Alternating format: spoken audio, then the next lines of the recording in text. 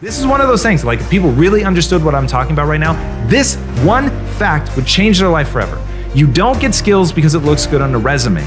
You get skills because it lets you do the thing you want to do. So let's use sports as an example. It's just all too easy not to use it. Cristiano Ronaldo, in the grips of poverty, realizes that playing soccer is a way out for him. And so he goes and gets the skills. Why? Because if he can win on the soccer field, then he can actually elevate his family out of poverty. Like when you see that trail, it goes back to the Nietzsche quote. If you have a why, you can survive almost any how.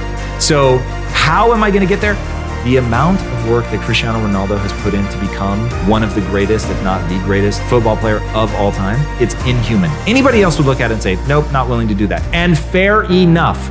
But it was somebody who said, if I gain these skills, it will let me dribble around people, score when other people can't score, galvanize a team around me, leverage it to be wanted by teams, to turn into financial resources, to make me famous so that I can get brand deals and things like that. All the things that he would need to do to pull himself out of poverty. Like this stuff isn't an accident, it's about skill acquisition. So there's another kid that had the same dream, I'm gonna use soccer to get me out of poverty, and did nothing about it, therefore did not have the skills, therefore could not elevate their family out of poverty, and looks at it like, well, this is all circumstance. It's not circumstance, it's cause and effect. It's how much energy do you put into actually gaining the skills, and did you gain them? Or did you just put in the energy and the effort thinking that should be enough to gain it, but you didn't actually gain them? So this is what, it's like the gift I want everybody to receive is you can get good at anything you set your mind to, but do you actually set your mind to it? Do you have that inhuman level of follow through? Do you keep pushing and fighting long after it stopped being fun, deep into boredom, because you have a why? You know why you're doing what you're doing, and you're just driving towards that. And when you have that, you can accomplish this extraordinary stuff. But I really think people now are doing it for the gram. Doing it for the gram. You want to go to that thing and do it because it's like, oh, this is going to look good on my gram. And look, I've done that 100 times. I get it. But at the core of my existence is not that. At the core of my existence is I'm going to, in the amount of time that I have, I'm going to be acquiring skills. Need motivation? Watch a Top 10 with Believe Nation. Hey, it's Evan Carmichael, and I make these videos because you are probably the most ambitious person in your circle, but you know you're capable of more, and you get that push by surrounding yourself with the best. So today, let's learn from one of the best, Tom Bilyeu, and my take on his top 10 rules of success. Enjoy. Rule number 2, flip the switch. I want to talk about Jocko Willink's idea of no matter what life throws at you, the reaction is good. I lost my job. Good. My woman left me for no reason. Good. People took money from me. Good. All of it. Good. Once you flip that switch in your mind, like even now, that gave me the chills. Just thinking how powerful. The reaction to the world's most negative news to say, good. Yeah, good. Now, you have to come up with a reason why it's good. And the reason that it's good is because you know that the only way to think about failure, quote unquote failure, is like AI, artificial intelligence. Okay, in AI, it's not called failure, it's called a sample. Okay, you try something. So if you've ever seen the video of AI learning to play the video game Breakthrough, the old Atari game, it is hilarious. You see this paddle squiggling around like crazy. Obviously, the AI has no idea what it's supposed to do. So all it's programmed to do is get a high score, but it doesn't know what gives it a score. It doesn't know, am I supposed to move the paddle? Am I supposed to hit the ball? Is the ball supposed to, break through the blocks at the top? And so it just like does these random ass movements. And then finally it'll hit the ball. And then finally the ball breaks a brick. And then finally it finds the most efficient path to break all of it. Now, let me tell you, in my 20s, I don't know about you, but in my 20s, I was a mess. In my early 20s, I was so lost, frustrated, afraid, insecure, overwhelmed, paralyzed. I mean, it was a dark period in my life.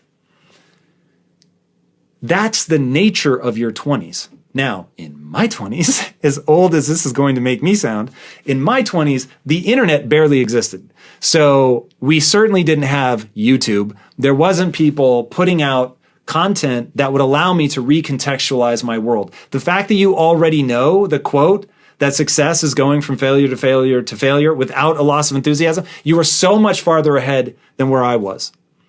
Now, I'm going to use an analogy of love. if I may.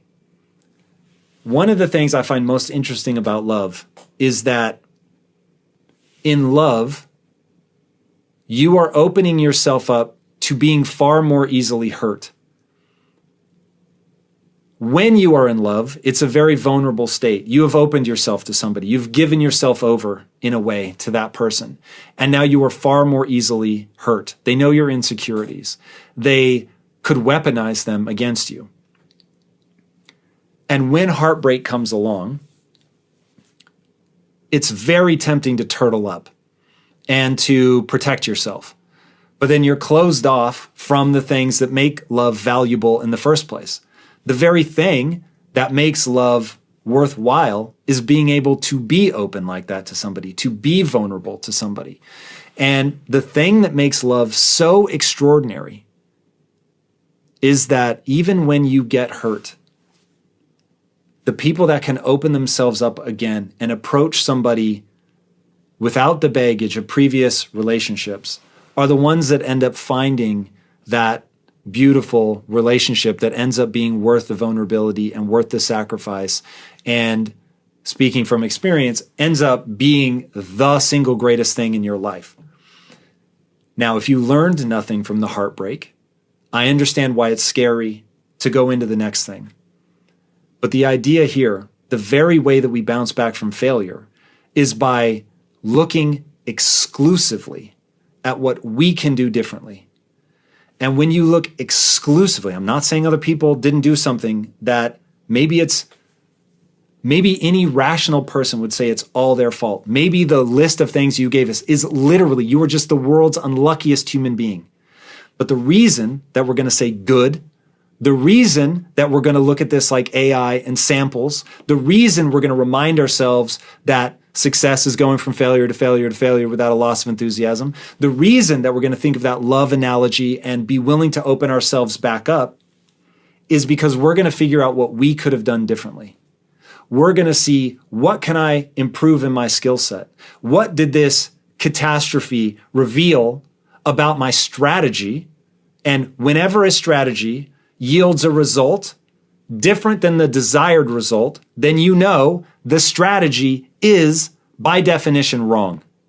And I want you to own that. Doesn't mean you're a bad person, okay? But it does mean that your strategy wasn't working. Go back to AI, right? It's wiggling around. It finally realizes, oh, I need to hit the ball. Oh, okay, cool. So now I'm going to track the movement of the ball and I'm going to adjust my paddle to be there. Okay, cool. I got it. Oh, I actually see that hitting it on the sides is far more advantageous than hitting it in the middle, because once I clear a path on the side, then the ball can bounce around on the top and destroy bricks far faster than any other strategy. Okay, amazing. But you had to first have the reaction that that failure was good. Good. Because it revealed the flaw in my strategy. And because I'm playing the long-term game, I'm going to open myself back up again.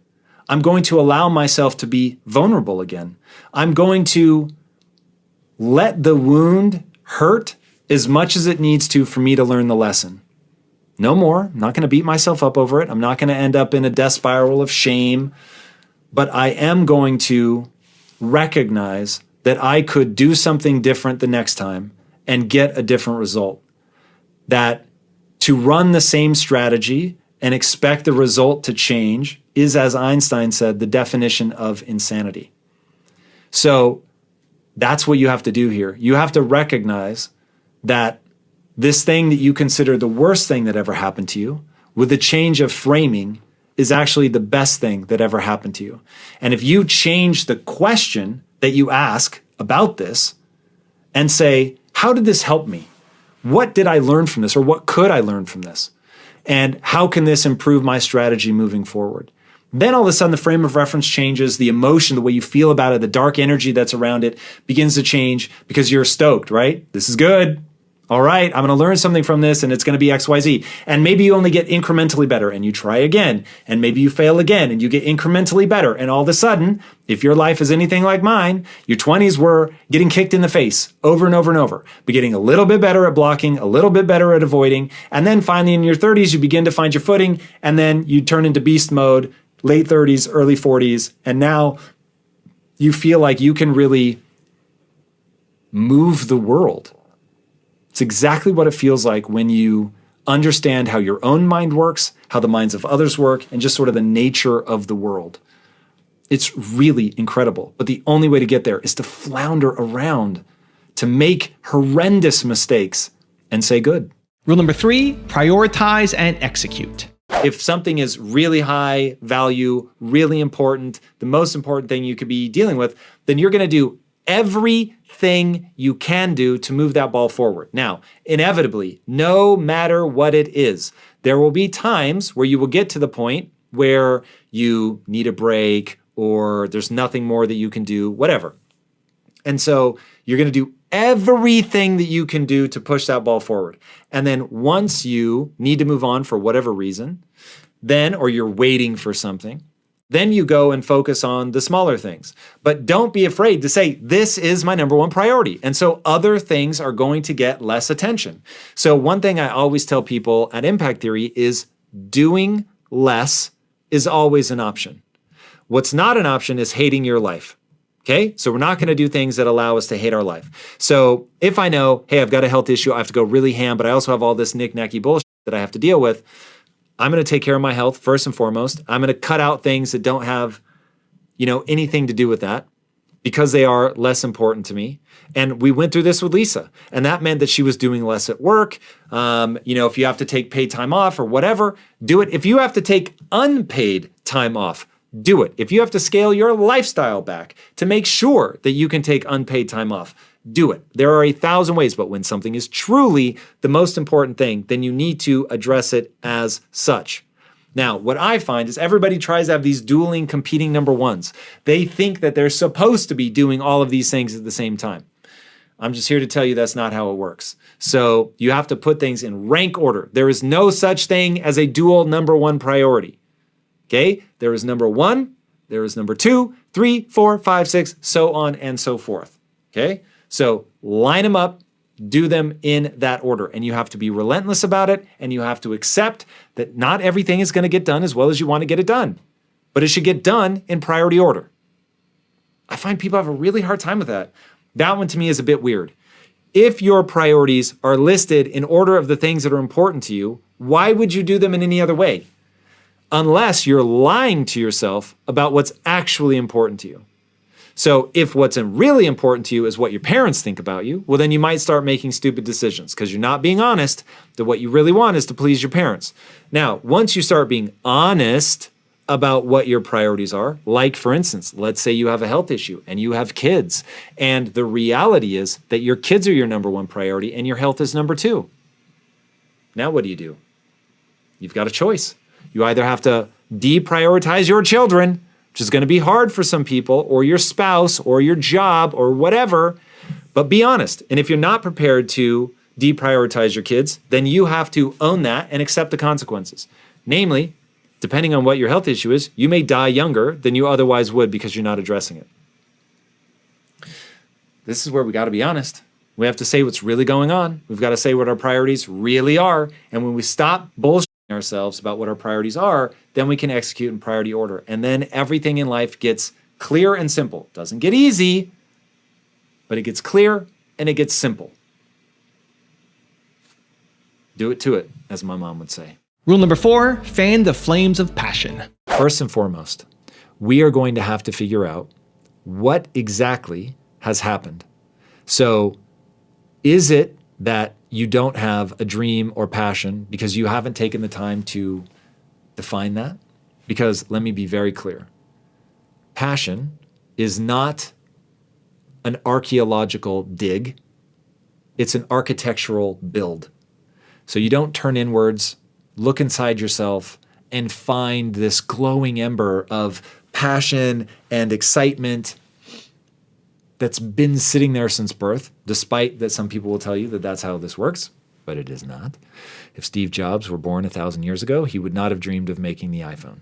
What ends up happening is you decide. There is something that you decide means enough to you that you're going to invest in it.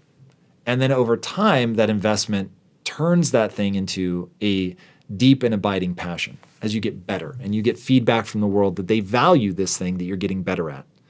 But it isn't just lying dormant within you. And this is like the number one confusion that I encounter with people is they think that either they're broken and other people were born with a passion and they were not, or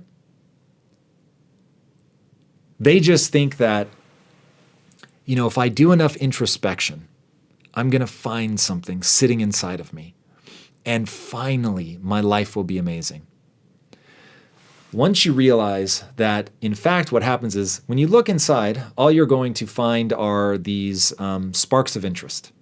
And from that spark of interest, through pursuing it as a process of gaining mastery, it will become a passion when you're able to use that skill set that you gained in the pursuit of mastery to serve not only yourself, but other people. Okay?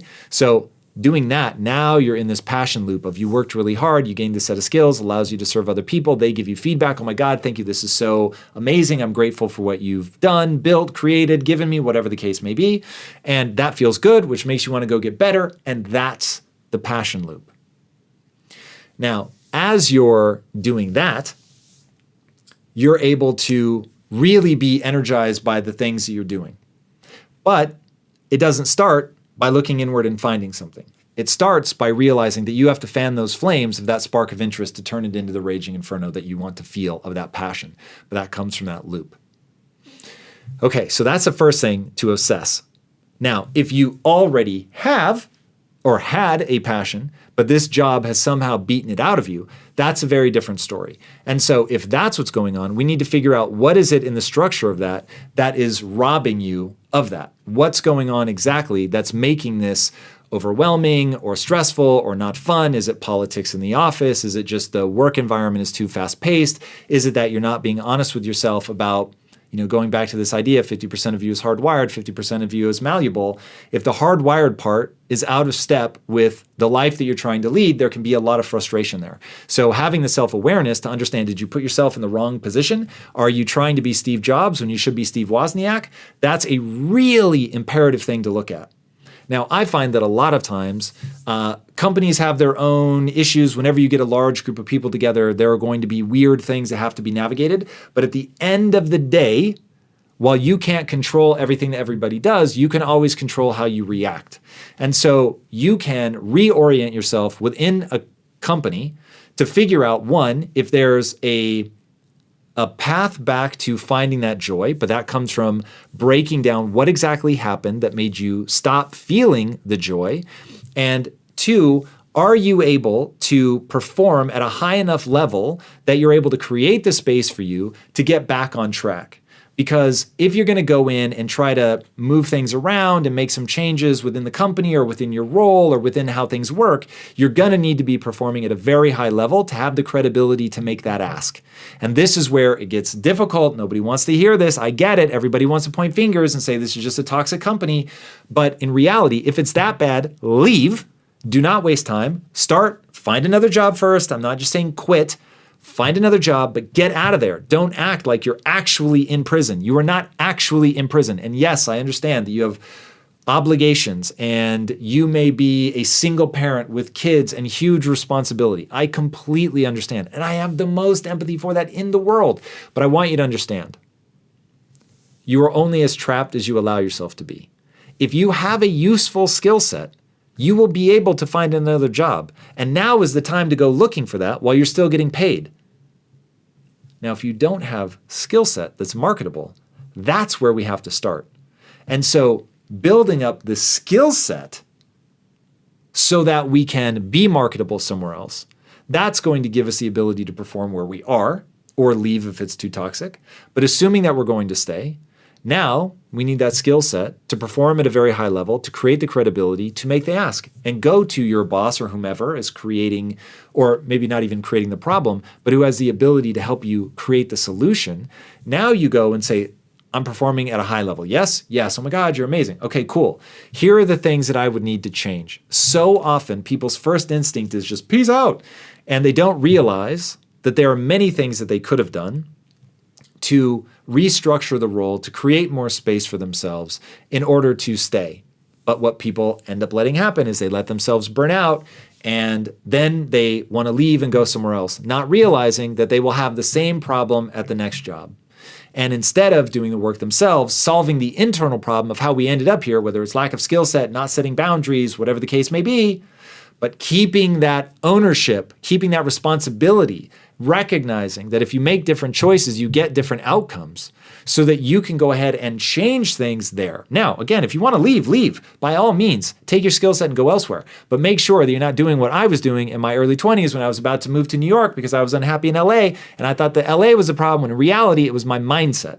Once I changed my mindset, suddenly LA was amazing because it wasn't about LA. It was about me. And I thought, like something's got to change. And so I just wanted to go as far away as I could. But it wouldn't have solved the problem. I would have gotten to New York only to have the same issue again and again and again. I had to address my mindset. And once I did that, then everything changed. So be very careful, be very thoughtful about how you approach unwinding this problem. If you're always blaming other people, you're not going to get where you want to go because you're not looking for the things that you can do differently. You're letting your psychological immune system take over, make it other people's problems, and then you're not able to change. And once you realize that your life is an exact reflection of your choices, now it's not so you feel bad, it's so that you remember if you make different choices, you get different outcomes. And so now you can make these changes or gain more skills or whatever it is that's needed to get the life that you want. Now, no matter where you go, you will feel completely comfortable that you can shape things to your liking. But you have to know how the game works. You have to know that building skill set is the key. You have to know that communicating with your boss, what's working, what's not working, and to have earned the credibility to make the ask. Do all that, you'll have no problem. Also, to make sure you're actually taking action after watching this video, I've designed a special free worksheet just for this video. The worksheet will highlight all of the lessons learned in this video, as well as pull out our 3 favorite learnings and quotes that will inspire you to actually do something. The worksheet will also give you space to write down what your key takeaways are and your specific plan of action to make sure you're getting results. If you want the worksheet designed specifically for this video, absolutely for free, there's a link in the description below. Go click on it and start building the momentum in your life and your business. I'll see you there. Rule number 5, develop a growth mindset. Your brain has evolved to be a thing. And there's a lot, rightly so, of focus in the popular zeitgeist around mindset about understanding the mind. And that is critically important. But so few people take the time to really understand what gives birth to the mind, which is your biology. And so understanding your mind within the context of evolution and the brain become critically important. And people that don't take the time to distinguish between the brain and the mind are doing themselves a disservice. I think much of what they go through is going to be, it's going to be surprising is what I was going to say, but the reality is what people end up getting stuck on is they confuse feeling with thinking.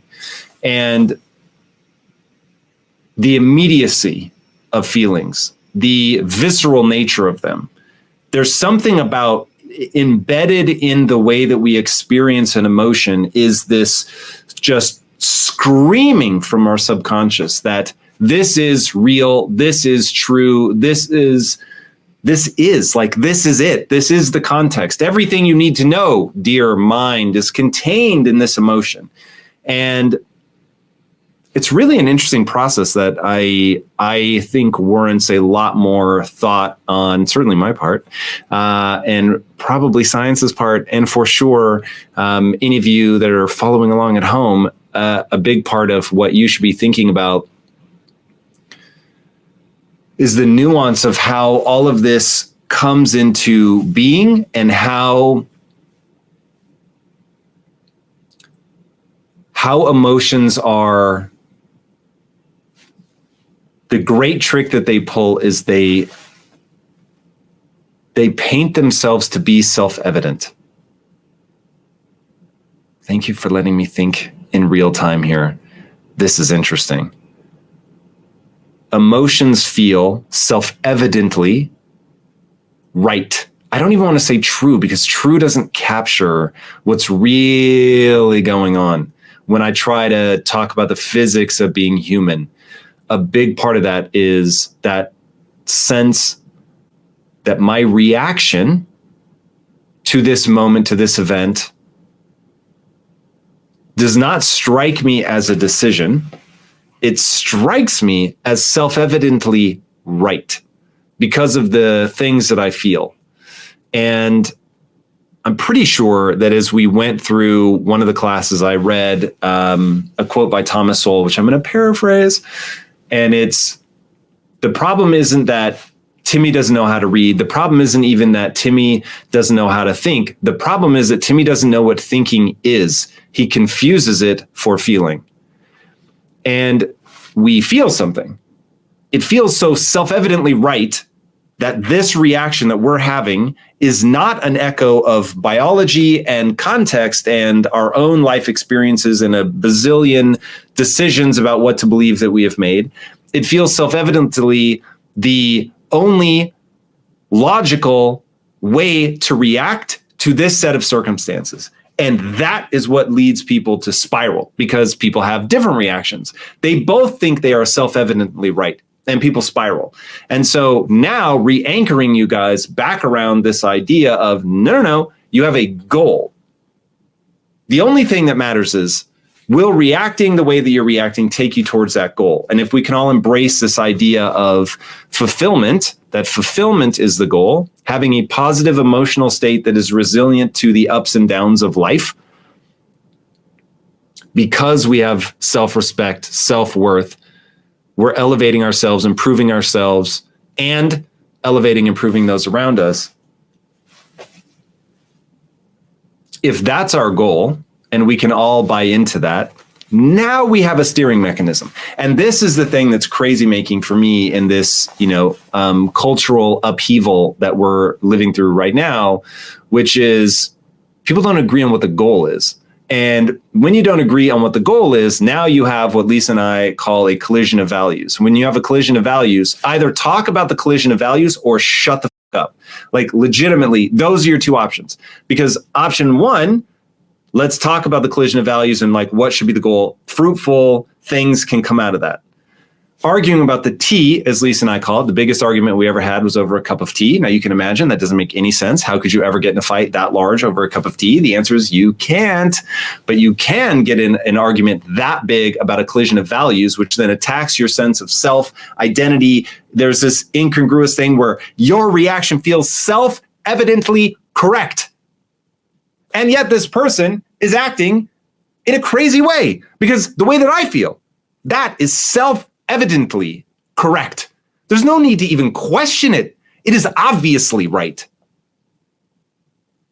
Now, you get these massive fireworks because the other person is thinking the exact same thing. They feel self-evidently correct because they have all these emotions that are kicked up by their biology, that is kicked up by millions of years of evolution, misinterpreted through this lens that we live in called life, in a modern context, completely removed from the evolutionary soup that our brains marinated in, as they were formed. And now all of a sudden, people cannot allow themselves to conceive that, oh, this emotion was a choice, which I have made somewhere through a string of the gazillion little moments that led up to right now in this moment. All of those decisions have formed a set of values, and those values are essentially invisible to me because I have mistaken them for truth. Therefore, my values become water, right, to the fish. Fish is the last one to know what water is. It's just, it permeates everything in their world. It just is. It's like us and air, right? That actually had to be discovered. Imagine the hundreds of thousands of years, like really think about how long, where you've got human level cognition as we think of it today, and yet there's no concept of I'm in this thing. It just, you're here. And values become that water. You don't even think about them. You don't think that they govern essentially every aspect of your life. And yet they do. And the failure to recognize that my values are not objectively real, they are simply choices that I have made invisibly based on all these emotions that I've gotten, which were kicked up to me by evolution.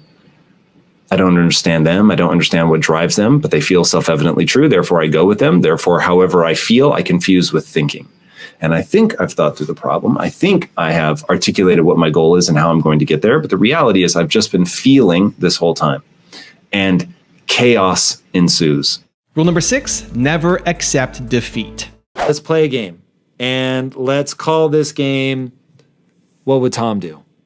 Now I want you to ask, do you think that Tom is going to stay in a bad job for long? No.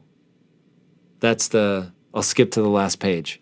And Tom has a bad job, skip to the last page, Tom leaves the job.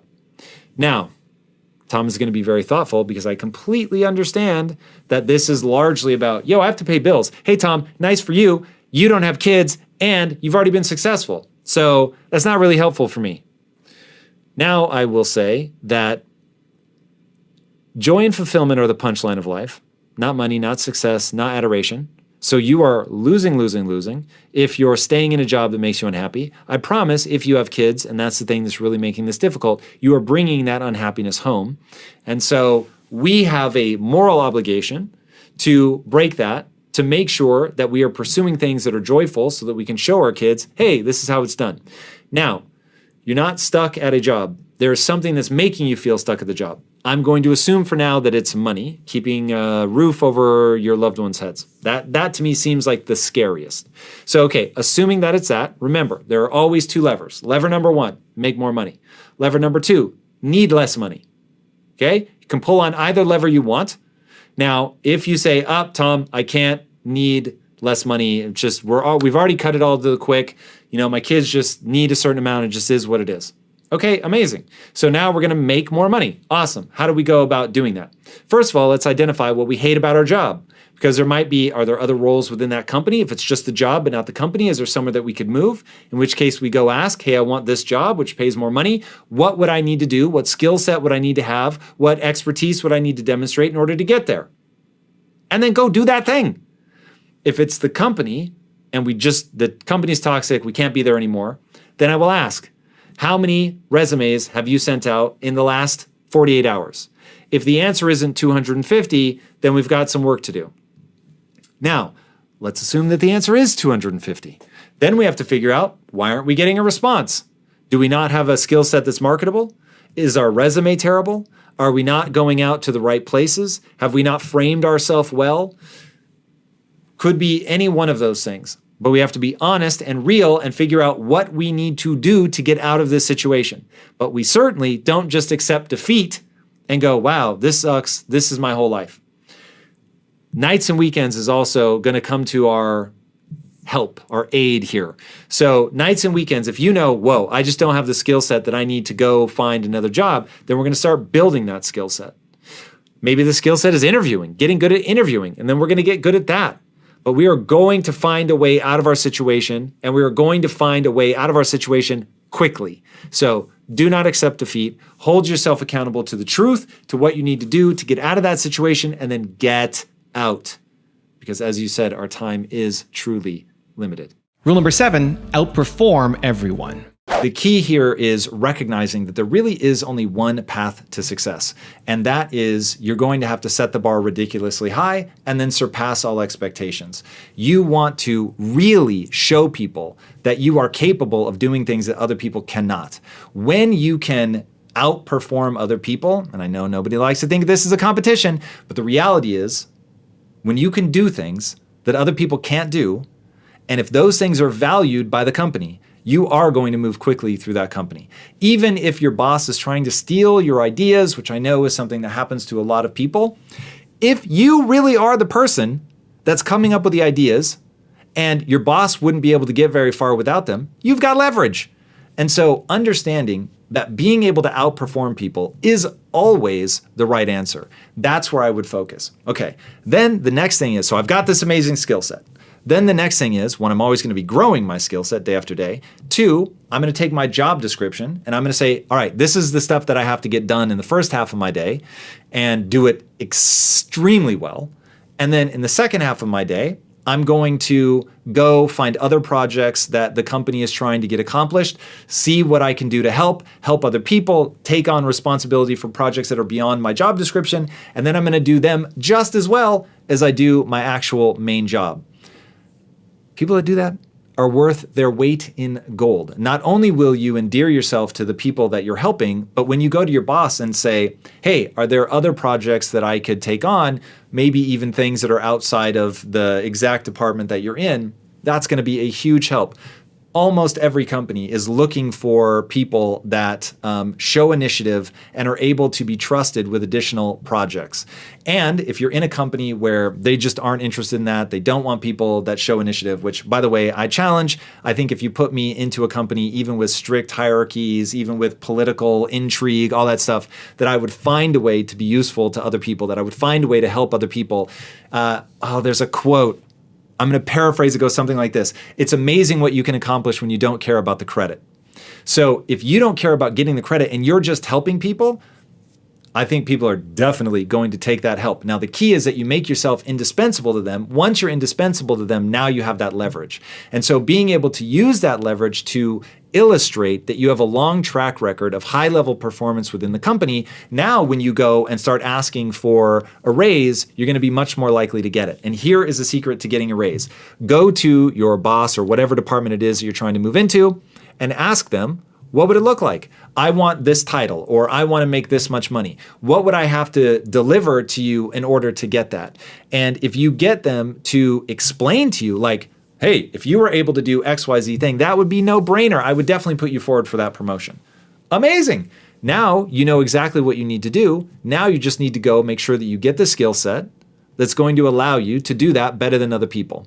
Now, my thing is, I'm always trying to reach beyond what I'm getting paid to do. Because remember, I started out as an employee, okay? I've not always owned my own companies.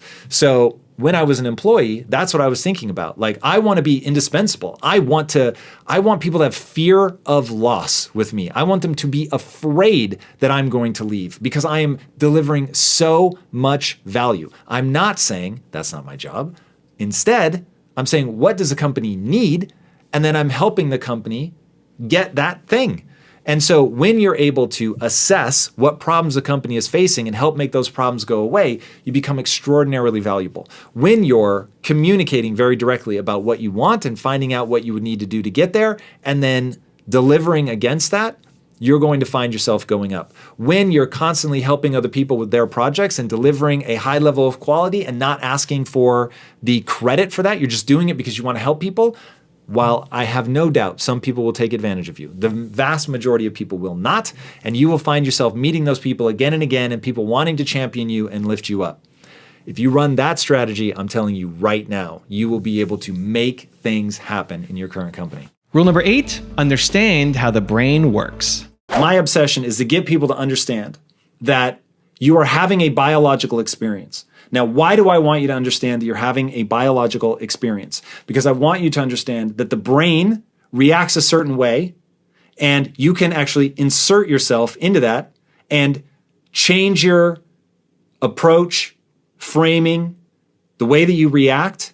And in changing those things, you will change not only the way you feel, but the outcomes that you're able to get. And so I want to introduce you to Viktor Frankl and cognitive behavioral therapy. So Viktor Frankl said, between stimulus and response is a gap, and how we choose to react in that gap will determine the rest of our lives. Now, if you don't know Viktor Frankl, he wrote a book called Man's Search for Meaning. He wrote that book after getting released from Auschwitz. Okay, this was a guy that survived multiple concentration camps, and he was a neuroscientist, and his ability to explain what is happening inside the mind of a human during something that catastrophic is breathtaking. And when you realize that a guy that went through something that just seems unimaginable for a human being to endure. Says the way that you endure it is to, one, find meaning in your suffering. So why am I going through all of this? What do I expect to see on the other side of, in your case, shortening the window? Okay, this was a big thing in my life. Learning to emotionally soothe. Whoever emotionally soothes themselves the fastest is going to win, because you don't waste the week spiraling out of control, right? So if for me, it takes 3 seconds to emotionally soothe and it takes you a week, you can imagine how much more progress I'm going to make in a year than you're going to make. Okay, so Viktor Frankl says we've got that gap. For you, that gap may be very, very small. And now what we're trying to do is widen that gap. Now, how are we going to widen that gap? We're going to widen that gap with cognitive behavioral therapy. Cognitive behavioral therapy is beyond the scope of this video to go into all the sort of details about it. But I will say one of the most important things that's talked about in CBT is pattern interrupting. So you know that these patterns aren't serving you. You know that spending a week derailed, not feeling resilient, is a waste of your time. So now when you feel that lack of resilience, the emotional distress, you're going to interrupt that pattern. Now, I'll give you an example in my own life. So for me, I don't allow myself to feel overwhelmed. And as dumb as that sounds, it works extraordinarily well. So as I can feel that, you know, that sense of like agitation, like you can feel your brain like speeding up and you can sort of feel yourself like escalating and moving towards panic. In that moment, I say first of all, I bring my chin down and I furrow my eyebrows and I say, I don't do overwhelm. And by saying that phrase, it interrupts the pattern. And the reason I know that works goes back to this idea of you're having a biological experience. And I know that there is nothing, either good or bad, it is thinking that makes it so, right? Shout out to Mr. Shakespeare.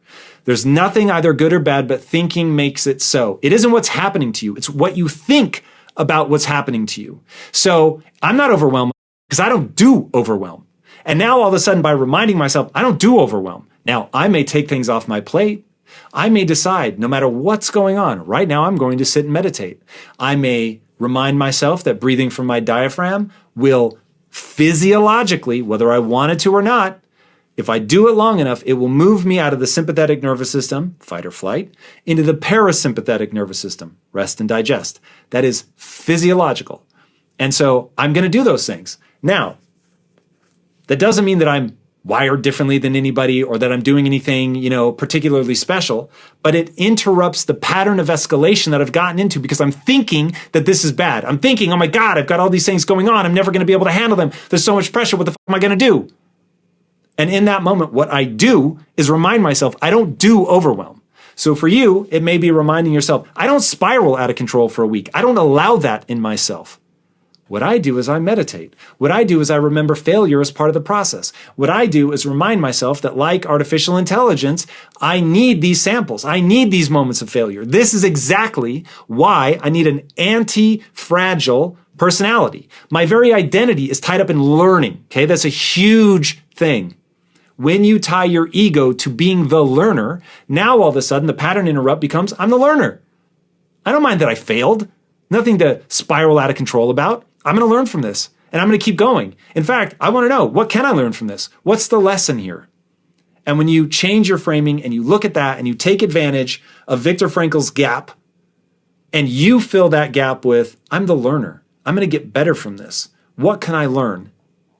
Everything else is going to take care of itself. Rule number 9, fix your anxiety. We have to make sure that the anxiety response atrophies. So neurons that fire together wire together, and this is not the surprising part, I'll get to that in a minute. So neurons that fire together wire together. So the anxiety loop has become easy for your brain to do, easier than anything else. So you are more likely to have this anxiety response because you've just done it, like you said, since you were a kid.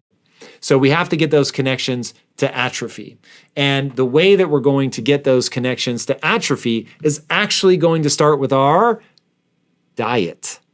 Now, I have found in my own experience that because of the gut-brain connection, the number one driver of the anxiety impulse is caused by dysbiosis. So you're eating and or drinking things that are causing the sense of unease, which your brain, going back to the previous answer, your brain is going to justify the way that it feels. So you feel anxious, and you're like, what am I anxious about? Then your brain is going to tell you a story. Oh, you're anxious about X, Y, Z. It's actually not true. You feel anxious because of what you ate or drank. And then your brain is simply overlaying a story onto that thing. So now let's exacerbate that 1,000-fold and say, no, this thing really is anxiety provoking. Yes, but now it's a question of amplitude. So what we want to do is bring the amplitude way the hell down. So we're going to get our diet right. In my own life, 70%, so not 100, but 70% of my anxiety was caused by my diet. And as I removed Diet Monster and Diet Coke, and I miss them both dearly, they are lovely, but they made me feel anxious. And as soon as I cut them out of my diet, my anxiety improved so dramatically that it was startling. Now, of course, like anything, it takes, a couple weeks to really work its way out of your system. Now, that doesn't mean that I went from having anxiety to not having anxiety, but I went from these huge amplitudes of anxiety to them dialing down 70%. It was incredible. It was the biggest win in my journey of anxiety. So removing that was hugely important. Getting sleep, also hugely important. Exercise, hugely important. And then meditation, hugely important. If you are doing those 4 things and then do 1/5 item, which we'll call pattern interrupt, so that every time you begin to get on that loop, you interrupt yourself.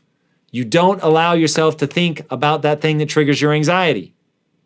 So we get the diet right, get the exercise, get the sleep, get the meditation. So we're getting better at turning down the volume on the anxiety amplitude.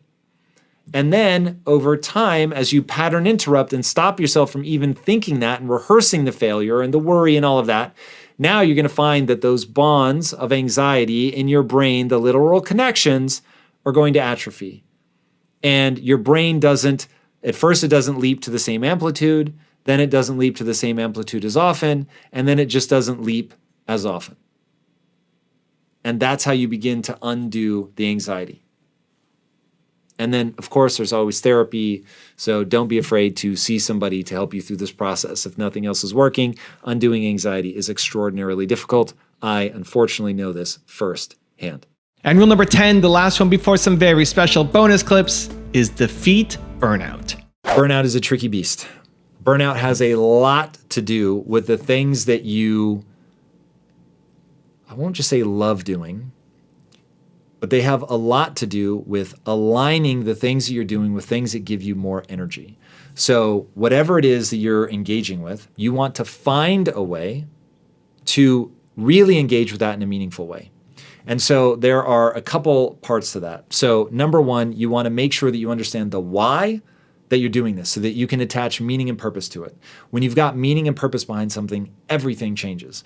Getting good at life, being good at your job, succeeding, paying the bills, all of this stuff is so hard that if you don't have a why that you're able to plug in, so I'm paying my bills so that I can support my family. All right, that's an incredible why, but you really want to think about that. You want to focus on that.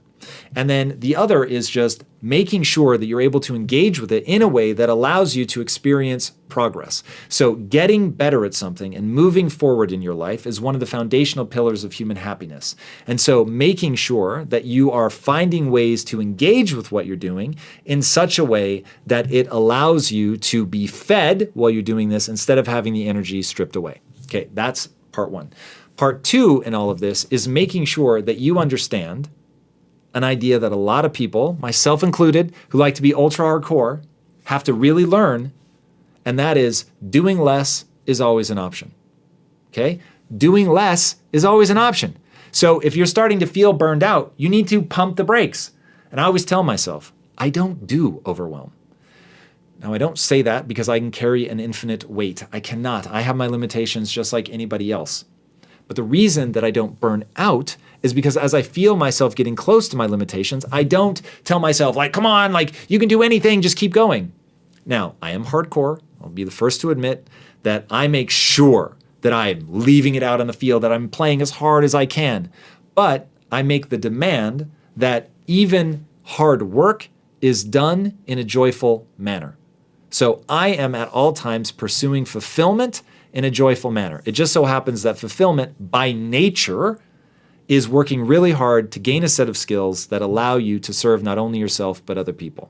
Okay, working really hard, that's part of it. That's a directive inside of our brains given to us by evolution. So you have a directive in your brain to work hard. And if you don't work hard, there will be a sense of dis-ease in your life. You won't feel right. Something will feel like it's missing. You won't know what it is. You will be grasping for something. And it will seem like it's going to be a thing you need to get to attain whatever, when in reality, you need to work hard.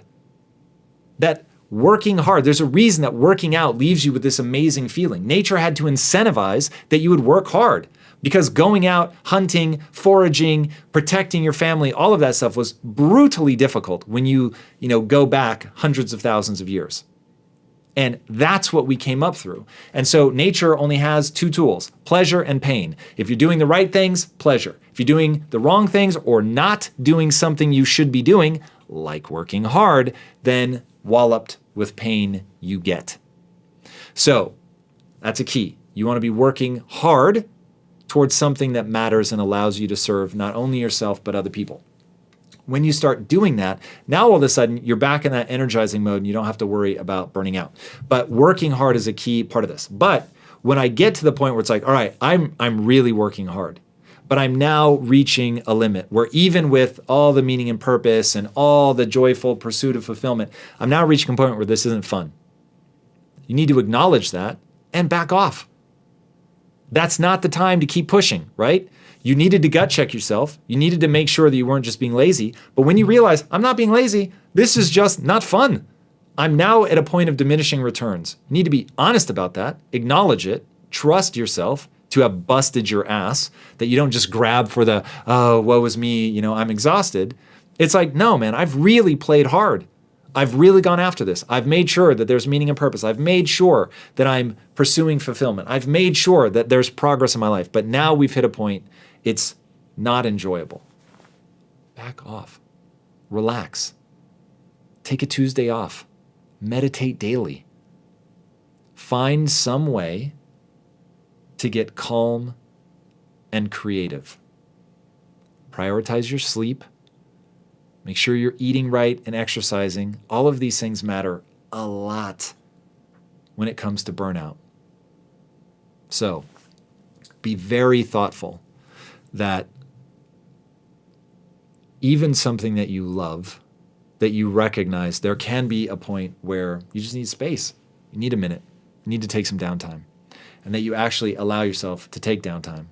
But that you're checking yourself to make sure you're not just being lazy. As Elon Musk said, if something is important enough, you should try, even if the probable outcome is failure. And that's where most people stop. And this is the one that drives me crazy. And this is the thing about really trying to do something with your life. Yes, you might fail. Yes, you might embarrass yourself. You might end up doing a faceplant. You might end up wishing that you hadn't even started. But if it's important enough, even in that moment, you've got to get back up and ask yourself, honestly, where did I fail? What was the skill that I didn't have that was required of this task? And once you stop beating yourself up, once you stop turning inward with a judgment of I'm not good enough, and you start turning inward with the judgment of I don't have good enough skills yet, then you can do something, because you know it's only a matter of time, effort, and focus between who you are today and who you need to become to actually do that thing. So don't worry about whether or not you're going to fail, because the only promise that I can make you is that you will fail. And as long as the only promise that you're willing to make yourself is that you won't stop, ultimately you will get to the top of the mountain. First of all, each and every one of you needs to avoid what Kevin Kelly calls premature optimization. Then you need to go out and experience a whole lot of stuff. Now, premature optimization is where somebody thinks off the jump, oh, this thing, I'm kind of interested in that. I'm going to optimize my life for that thing. And the reason this happens is, God forbid, you went to a high school where they already made you choose like more or less a major, which they do in the UK, and I think is problematic. And some schools do here in the US. Then certainly by the time you get to college, everyone is forcing you, they want you to pick a major.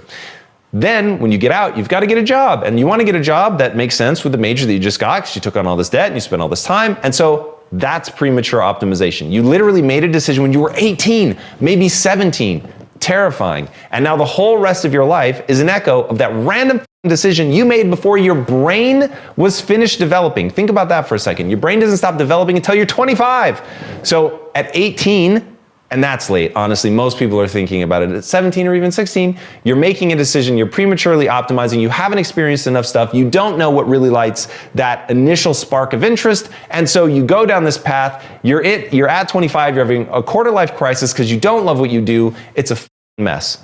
So, my advice is to go experience a whole lot of things. Now, whether that's taking a gap year, which I would never have done, so trust me when I say that's not your only option, but you need to be experiencing a lot of stuff, trying a lot of things, taking a lot of classes, watching videos, tutorials, reading, learning, like figuring out what it is that you go, whoa, I really like that thing. It's not a passion, it's not gonna spark off like that. It's just experience, you find something, it piques your curiosity. You're more interested in that than the next thing. Okay, now we're going to engage with it. This is step 2.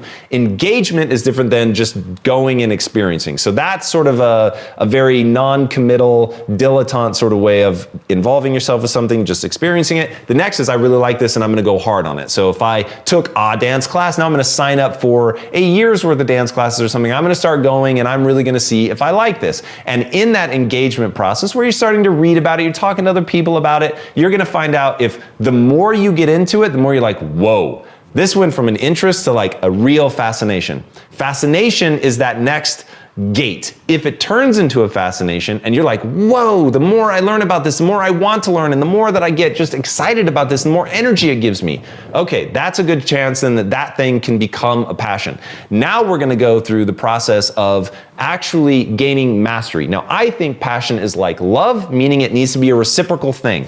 So as you go down the process of gaining mastery, those skills need to then be useful in the real world, and the echo that you get back from the real world, that those skills are valuable to other people, the more you're gonna be like, whoa, I feel good about myself. So now you had something that was interesting, it turned into a fascination the more you engaged with it, and now as you gain skills, you're actually able to serve other people who then give you that positive reinforcement where you're like, whoa, not only am I getting good at this, like that getting good has real world utility and it impacts other people. And then they echo that back and that makes me feel really good about myself. So I enjoy it in and of itself, and I enjoy that element of techne where as a social species, I am helping other parts of my tribe, and that feels really good. And it's something that other people value. That is the passion. Now, fanning the flames is a slightly different thing to the side of that, which is in that process, which I think it starts pretty early, probably starts back at the interest phase. As you get interested in something, you're going to start doing things like what I'm doing right now. 2 seconds before the camera started rolling, I was not talking like this. I did not have this energy level. I wasn't using my hands as much or my face as much, oddly enough. But embodying something is absolutely critical. So a big part of gaining a passion is telling other people what you're up to, allowing yourself to embody the excitement, telling yourself and other people that you're excited about it, and actually embodying that excitement, embodying that passion, which then your brain goes, whoa, we're getting really excited about this. You know, our volume is getting higher, we're getting more energetic, we're moving more. All of that stuff forces the brain to say, this must actually be really important. And when you start doing that, then you're beginning to hardwire your brain for that. And you're beginning to associate the emotion with that thing that you're doing. It is something that you can very much do as long as it's based on something real. I find that this is pretty ineffective if there isn't that real core level of interest. But if you have that real core level of interest, then all of a sudden everything that you do just magnifies that over and over and over. Think about it. If somebody is going to come after you and they want to hurt your feelings, there is one thing every time they will reach for. That is something that is true. When people try to hurt you, they go for the most real thing and they jab you right in your heart because they know it's going to hurt because it's real, man. And that's mean for sure, and it hurts for sure.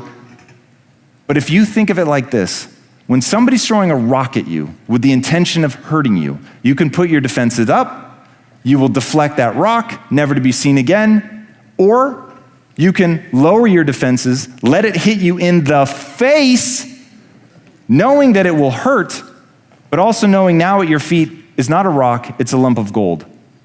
Because they've given you an insight into where you are weak. Now, once you know where you are weak, you can begin to build yourself. And that is my thesis on life. You get to build yourself in any direction you want, in any way, to become anything you want. There will be an extraordinary price to pay, but you can go in any direction. There's a gap between who you are today and who you will need to become in order to execute against your why. That thing in you that's burning, that you really care about enough to get across the finish line, that you care about enough to keep doing even when it's making your hands cramp closed, that you care about enough even when you've got to come in and work between rival gang members. It's the thing that you care about enough that you really will work so hard that the rival gang members fall in line behind you because you're leading by example. Thank you. And that became my mission every day. I'm gonna show up and outwork everybody. I'm gonna be the first one here, I'm gonna be the last one to leave, and most importantly, guys, I really hope you were listening to Robert Cialdini, whose books I have read and all but memorized. The key is, you want to connect with them. You want them to fall in love with you. You want them to be inspired. You want them to feel better about themselves when they're around you than when they're not. And if you can pull that off, they will go to war for you.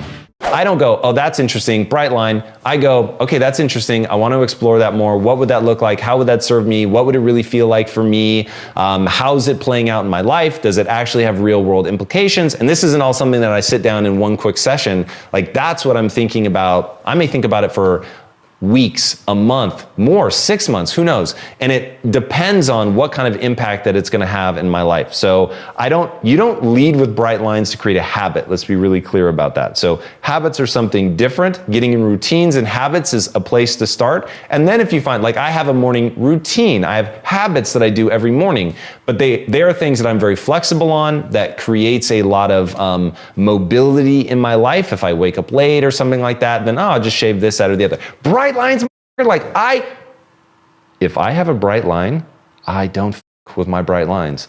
I do my bright lines. So that's the whole point of a bright line. They are absolutely non-negotiable.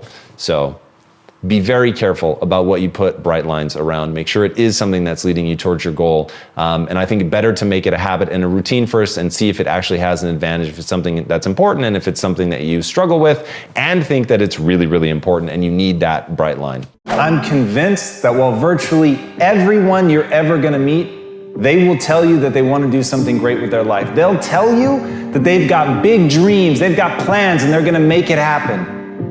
But they can't take criticism. They're not willing to look at what they're doing wrong. They're not willing to admit that everything is their fault, but it's just a frame of reference. And if they would change that frame of reference, it would change everything. And as Tim Grover said, the only difference between feedback and criticism is how you hear it. Understanding the brain, understanding how we process data, understanding the way that ideas get into your mind and cause a chain reaction of emotions. If you can't figure that out and rise above it and not become a victim of your emotions, not become a victim to people saying something that knock you off your confidence, that make you feel insecure, that actually cripple your ability to perform because of how you have decided to hear something. And that moment of awakening, that breakthrough, that is the realization that you decide what to focus on. You decide what to hear and what to take away from something. Somebody can assail you, they can attack you, they can victimize you. But it's a choice as to whether or not you play the victim. As Winston Churchill said, criticism may not be agreeable, but it's necessary. It fulfills the same function as pain in the human body. It calls attention to an unhealthy state of things. in the pursuit of greatness, people are still trying to avoid pain. If you really want to do something, if you really want to become somebody, then you've got to run headlong into pain. You've got to be looking for those things that make you suffer. You've got to seek out the pain. You've got to seek out the things that make you uncomfortable. You've got to want to hit that difficulty, because it is in those moments, it is in that bit of suffering, it is in seeing what you are not good at that is going to allow you to become great. And if you have to let it fill you with rage to really stand in anguish in order to force yourself to move, then stand in it. Do whatever you need to do in order to reach your goals. And if that's the motivation that you need, then embrace it and chase it. As Tony Robbins said, the purpose of pain is to move us into action. It's not to make us suffer. So in that anguish, in the excruciating pain, find no suffering. See the joy in it. Welcome it like an old friend. And the day that you can welcome your pain like an old friend, because you know, like a friend, it is taking you where you need to go. It is spurring you into action. It is pushing you to become something. And the process of rebirth, my friends, hurts. But whether you choose to suffer or not is your choice. Because remember Tim's words. The only difference between feedback and criticism is how you hear it. The only difference between pain and suffering is how you frame it. So it's your choice. It's up to you how you're going to move forward. But never, for 1 second, forget that it's a choice. I get it. I get that humans do dumb things. I get that humans can be hurtful. I'm not interested, though, in what my partner did wrong. I'm only interested in what I can do next time to avoid the same mistakes without diminishing the beauty that is a relationship. Now, I have a fundamental belief that the single greatest joy that anybody can have in their life is to share a life with somebody that they love and who loves them, that they trust and who trusts them. So I'm not going to give up on that belief because it went wrong 1 time, 2 times, 3 times, whatever. I'm looking at what I can control to make sure that I don't end up back in that situation. How do you deal with pain? Do you reward yourself each day? Do you seek instant gratification, or do you wait until you receive the pleasure you actually want, like achieving your long-term goals? So it really depends on what the pain is. If it's an acute pain, I force myself to lean into it. So like when I'm at the dentist and it really hurts, then I'll actually open my mouth wider to make sure that they get like absolutely no subtle signal for me that I'm in pain, because I want them to do whatever the hell they need to do, no matter how much it hurts. And then I'm rewarding myself in a self-congratulatory way for not being a wuss and for dealing with the pain when it's in service of something that I actually want to do and achieve. When it's a longer term, like slower pain, like just being ultra disciplined, not eating the things that I want to eat, oftentimes I'll focus on the results to keep myself really excited about what I'm doing. So with diet, living forever, optimizing my cognition, looking good naked, I'll stop and think about those things and think about having a discipline that other people don't have. And that gets me excited. I'll also reframe it. So if I'm really dieting hard, I know that I'm going to be hungry for hours and hours and hours on end, days and weeks stacking up. I will welcome the hunger like an old friend. And I will literally say in my head, welcome hunger, my old friend. I'm so glad that you're here, because it means that I'm metabolizing fat. So I do things like that to really get my head in the right place, so that I'm looking at something as positive. I'm looking at what it's bringing me. I'm focused on my goals. I know what I want. I'm focused on the identity of being the kind of person that's willing to do that. And again, it's self-congratulatory because you're really stoked that you've got the discipline and the ability to do that stuff. So learning how to be self-congratulatory in a way that isn't gross, that doesn't make you an egomaniac, all of that stuff, I think is really, really important. And people need to learn to do that, to have compassion, to have love for yourself, to really be stoked on who you're becoming, I think is a really, really important thing. I think it is very instructive for people to ask the question, who's living my ideal life? And that doesn't mean who's making the most money. It means what person's life do you want to live? The real day-to-day grind of it. And when you identify what your dream job is, now we need to go about figuring out how we get that job. And so very quickly, a question about managing our ADHD and figuring out how to stay focused actually becomes a question of how do we get good at finding the right job? And so if you think about orchestrating your life. And most people live by the law of accident. I want to repeat that. Most people live by the law of accident. Don't let that be you, right? You bump into somebody. They know there's a job offering, or it's closer to where you live, or it's, easier for you with the kids, whatever. And so you bump into these things. It's like, oh yeah, cool. Oh, I'll make that little thing. And instead of designing your life, you end up just responding to sort of little bumps along the road that end up leading you down a path that was never a conscious choice. You want to sit down and map out, okay, we know that we need a job that meets certain criteria. And one piece of that criteria is that it allows you to be very physical and get that energy out. Okay, so take control of your lives. I cannot stress that one enough. Journaling is hugely important. Recognizing where you thrive, where you don't thrive, what are deal breakers. So it sounds like 8 hours behind a desk is a deal breaker for you. So map out those things, take very strict control of your life, and remember, this may be one of the things that has led me to have a career, a life that has certainly led to a tremendous amount of joy in my life and looks like from the outside impossible to obtain. I am an unreasonable person, and I set aside all of my lacking elements, that's a weird way to say inadequacies. I set aside all the things that I'm not good at because I know it's all a process. I can get good at anything that I point myself at, right? The only belief that matters, if I put time and attention to getting good at this thing, I actually will get good at this thing. So I just set all of that aside. Okay, cool, yeah, whatever. I'm not yet good enough to have the life that I want, my ideal life, but I'm going to get good enough. And from that, I plant a very unreasonable belief inside my soul, which is I can have any life I want. And now I just need to write out exactly what that is. I've handcrafted the life that I desire. And I know the realities of who I am and what needs to be true in order for me to move well through the world, right? As somebody who was diagnosed with ADHD as a kid, I fully get it. And so I have tailored my life to that. Momentum is everything to me because I've got to always be moving. I've got to always feel like I can have tomorrow be wildly different than today. But I take responsibility for the fact that I have to build that. And it's not going to happen by accident. The life I would be leading if I led my life by accident would be radically different. It would not be tailored to the things that I want. So don't be afraid to want.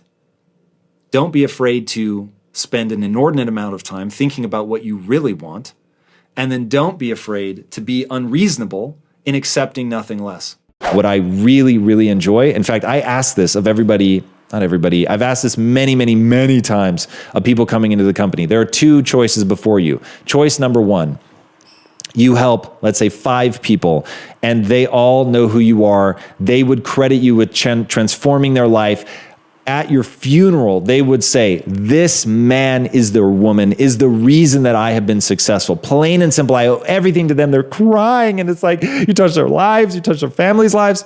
Or would you rather affect 5 million people and none of them know who you are? Now, for me, it's not even a tough choice. I would rather affect the 5 million people and they have absolutely no idea who I am. At scale is all I care about. That's it. I am obsessed with doing things at scale. I've actually never taken the time to reflect on why I like that so much, but scale is what matters to me. Really helping a lot of people. That is the thing that I'm really driven by. This has been one of my favorite weeks, and it's been one of my favorite weeks for a reason that's probably very counterintuitive for everybody. It's because I've been tested. Last week I was sick. I don't know if it was the flu, food poisoning, whatever it was, but I had my ass handed to me. I was sleeping like 12, 13 hours a night, which for me is absolutely unheard of.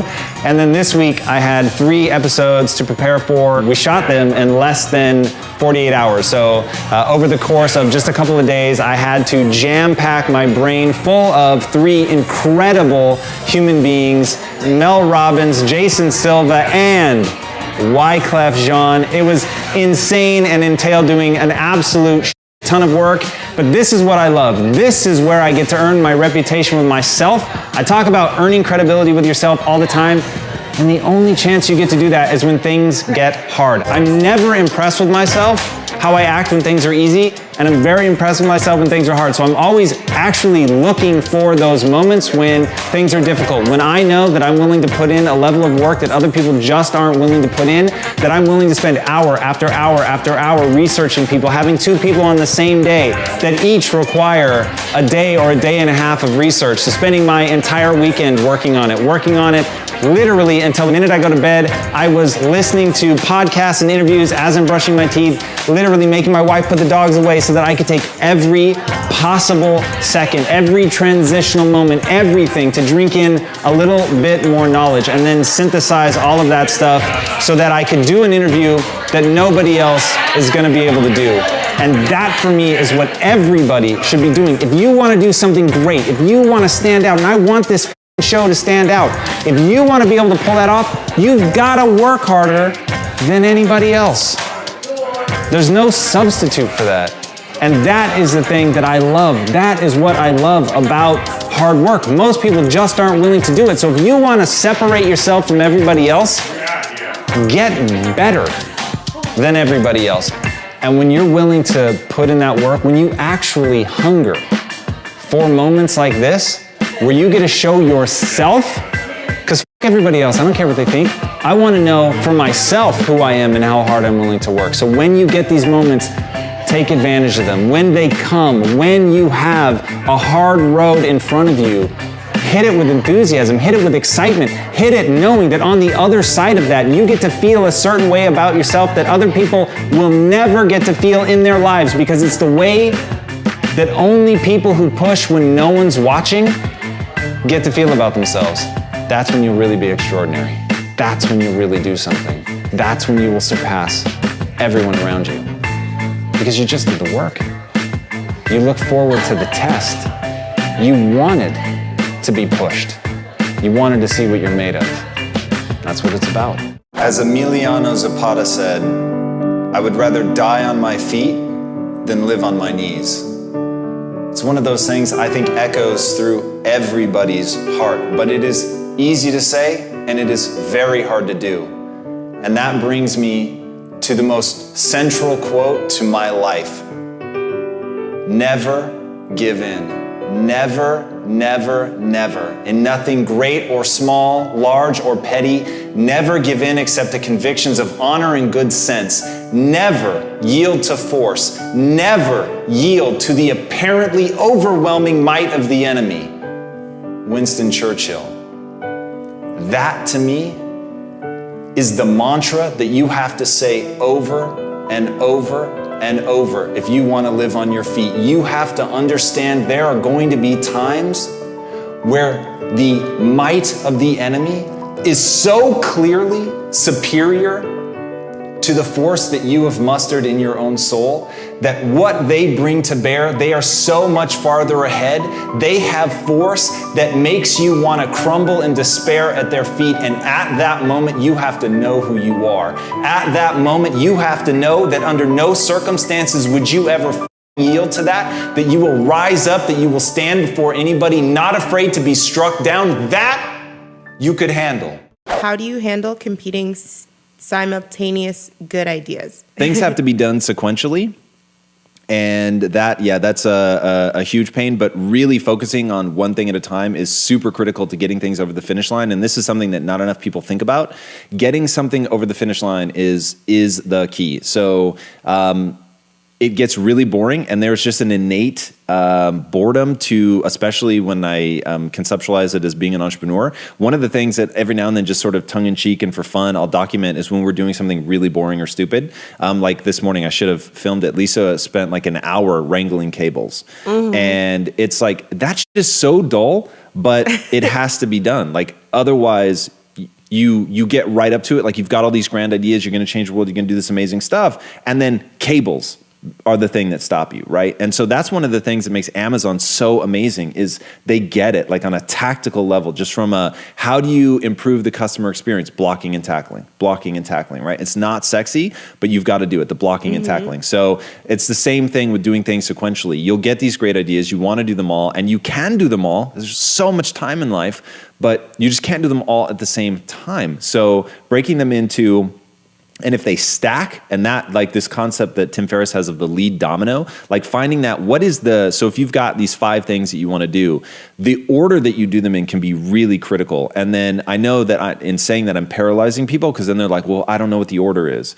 And yes, that's one of the things you have to get good at, is really identifying what is the sequence in which things are optimally done. And the only way to do that is to stop and think through it and think, okay, what's the lead domino? If I do this, then what are the other things that fall? So take, for me, speed reading, or the way I do it, Audible, that was like the lead domino. If I can train myself to assimilate information faster, then I can get a skill faster. And if I can get a skill faster, then I can execute faster. So I actually put a lot of early energy into learning to listen to Audible books at 3x, right? So people always think that like I'm crazy. And part of me is always hoping like someone will say, show me your Audible right now. I want to see that it's actually at 3x.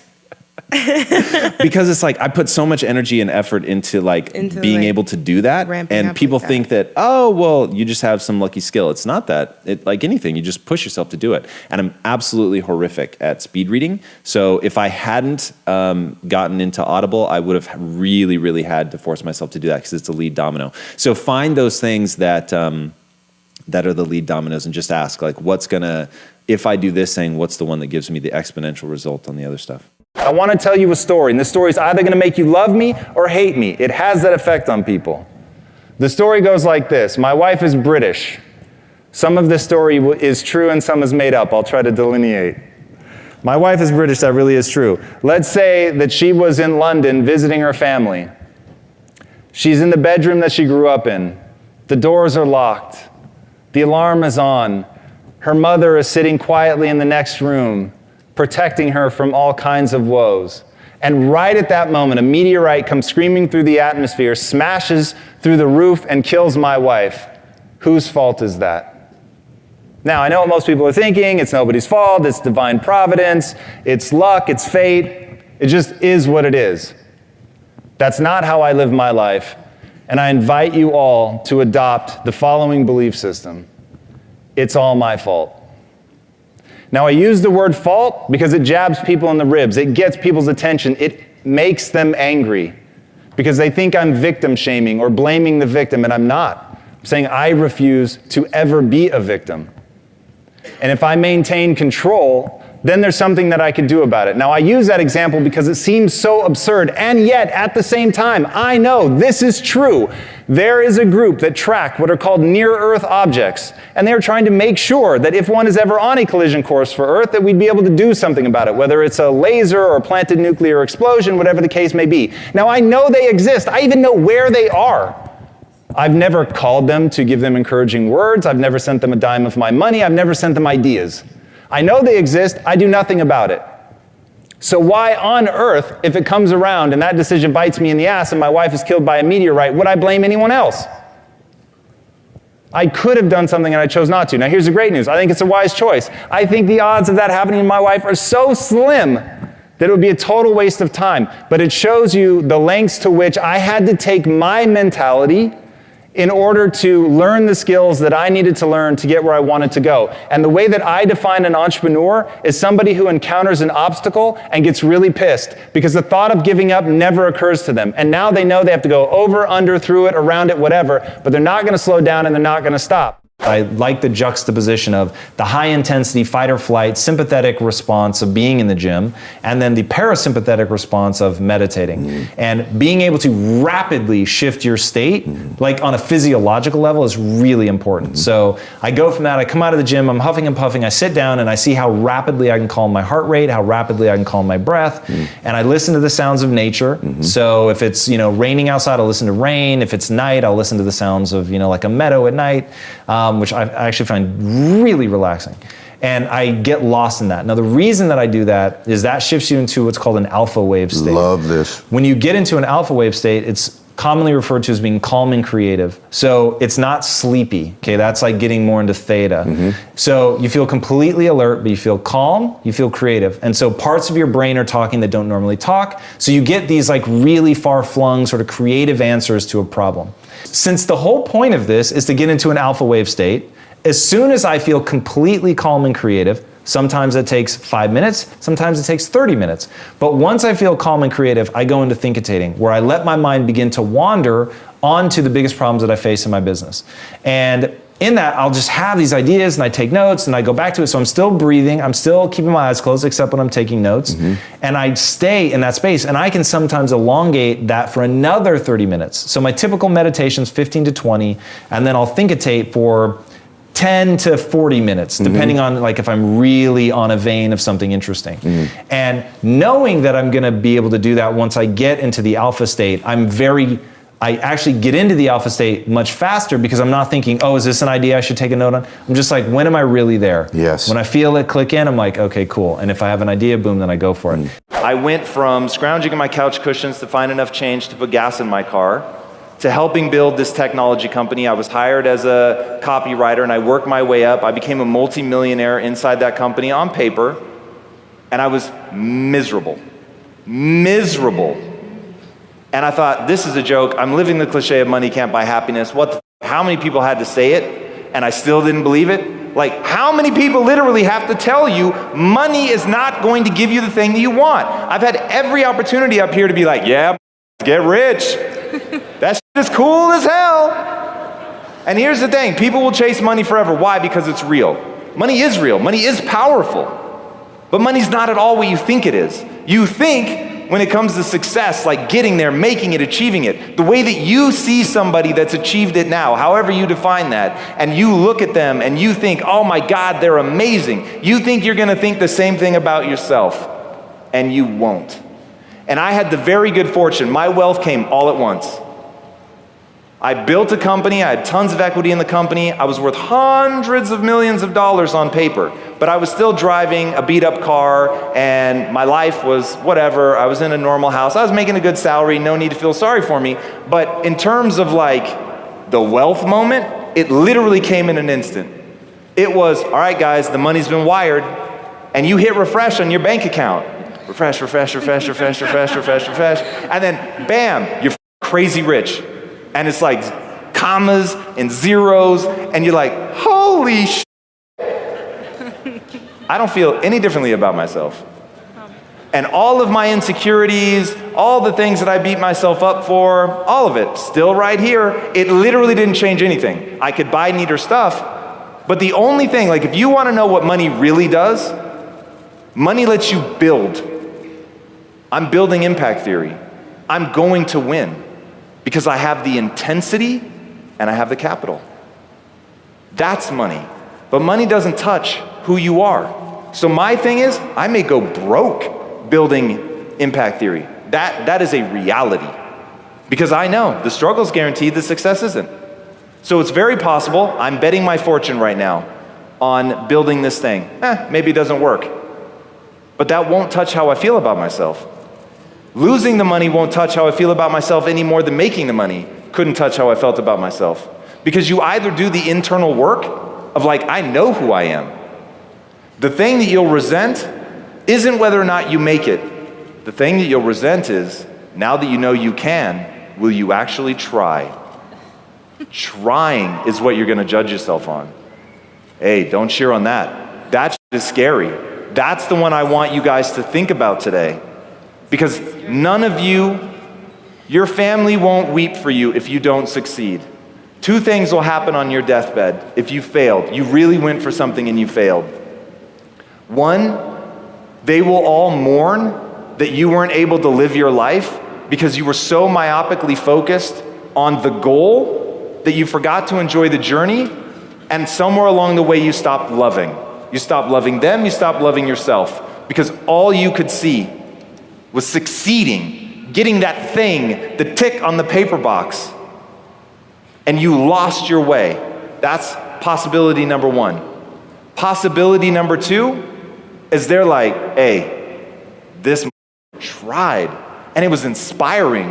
And just to see them go day after day after day in the face of so much defeat, but to have the will and determination to keep going. Winston Churchill said, and I quote, "Success is going from failure to failure to failure without a loss of enthusiasm." Doesn't matter if you win, that's not success. The success is going from the failure to the failure to the failure and still being excited to show up. It's like, this is how I liken success. Success is like love. You know the beautiful part about love? Getting the shit kicked out of you and then coming back for more. That's so hopeful. That's so optimistic. To be like, whoa, I just had my ass handed to me, and yet I want to be vulnerable again. I want to go through this again. I want to open myself up to this. I want to be touched by that. I want to feel that. People can get behind that, man. We can get excited about that. We want to be friends with people like that. We want to feel that in our own lives, that willingness to have tasted defeat and still come in open and not jaded. How beautiful is that? Thinking about all those negative things is effective, then we're going to do it. If letting those negative things go and looking at the more optimistic side of what could become what we could build works, then we're going to ignore it. We're going to move forward. Now, the reality is both of those things are true. You want to look at where things went wrong. You want to assess what the problem was that caused for that mistake to happen in the first place, for the betrayal or whatever may have occurred. Now, the key is when you look at this and say, there are bad people in the world, there are people that want to do me harm, then you've taken a neutral incident.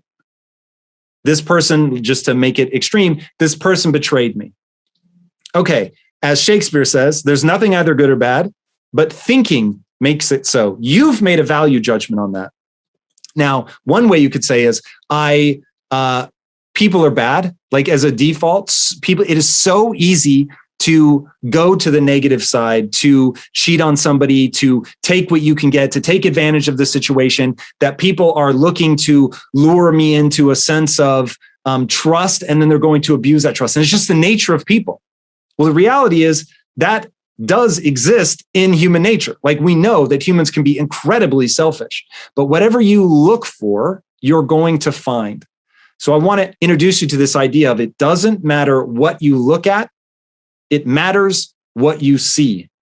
And I'll push that even farther and say, it doesn't matter what you look at, it matters what you choose to see. Rule number 9, be confident to start over. I always tell myself that I will figure it out, I will pivot, I will go in whatever direction I need to. I am so confident in my ability to rebuild, to start over, to accept defeat, the willingness to be embarrassed, knowing that in that defeat, in that failure, I will learn something, I will grow, and on a long enough timeline, I will win. Because I'm collecting all of these nuggets of wisdom, the pain and the suffering of failing, and I'm building myself into a wiser, stronger version of myself that's more capable and more able to execute.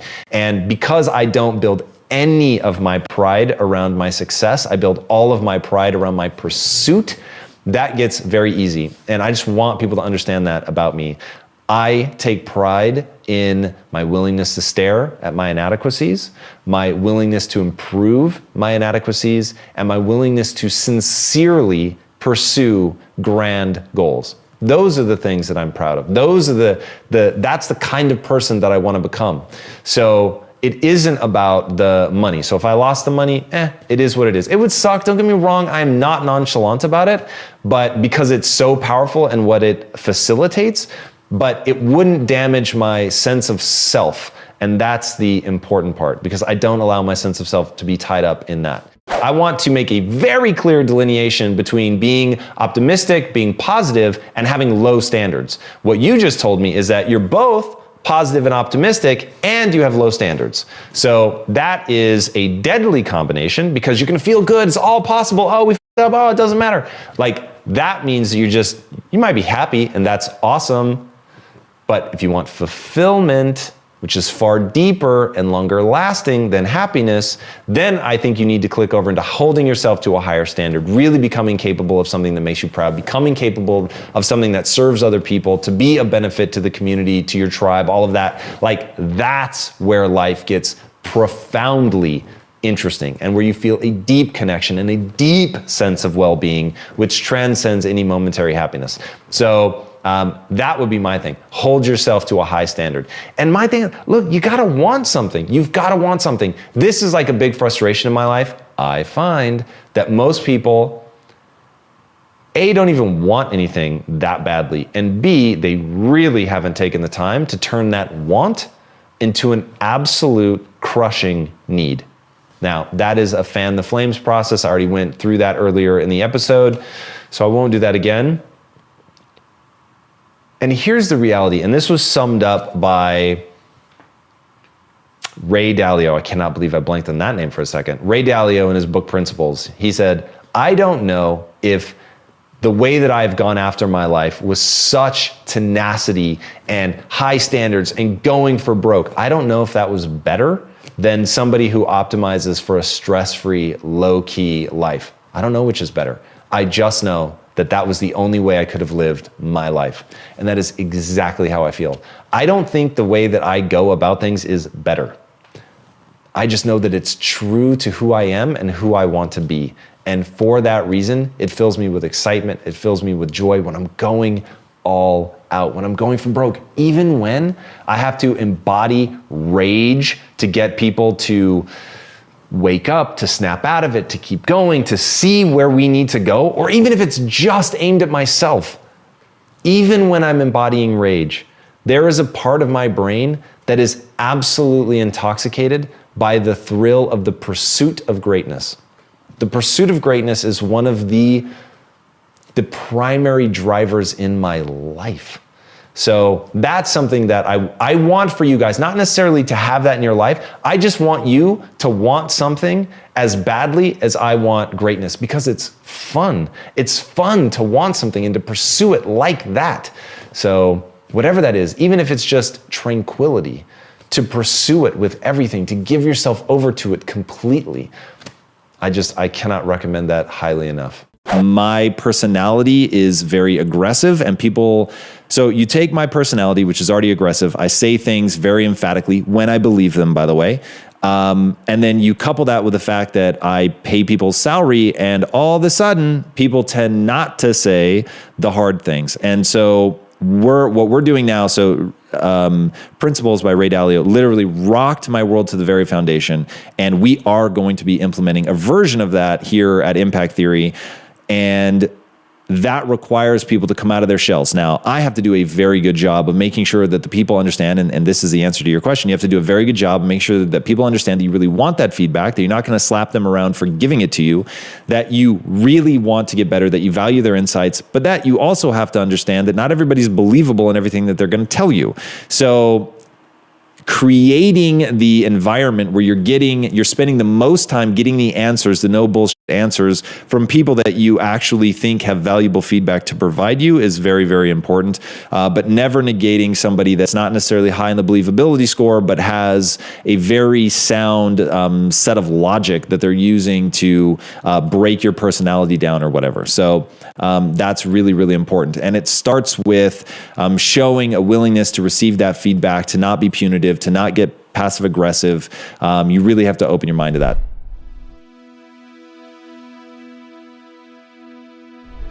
Because you made it this far in a video, I want to celebrate you. Most people start and don't finish. Most people never actually follow through. Most people say they want something, but they don't ever do the work to actually get it. But you are different. You are special. Believe Nation, you made it here all the way to the end, and I love you. So as a special celebration, if you put a hashtag believe down in the comments below on this video, I will showcase you and celebrate you somewhere on the screen in a future video, because you are awesome. For 10 more amazing rules from Brendan Burchard, check the video right there next to me. I think you'll love it. Continue to believe, and I'll see you there. You wouldn't just say, I want to do this, I want to do this. You want to do what we call in the book self-coaching, where you would say, in my case, Brendan, it's important you do a good job here today because you usually don't do interviews.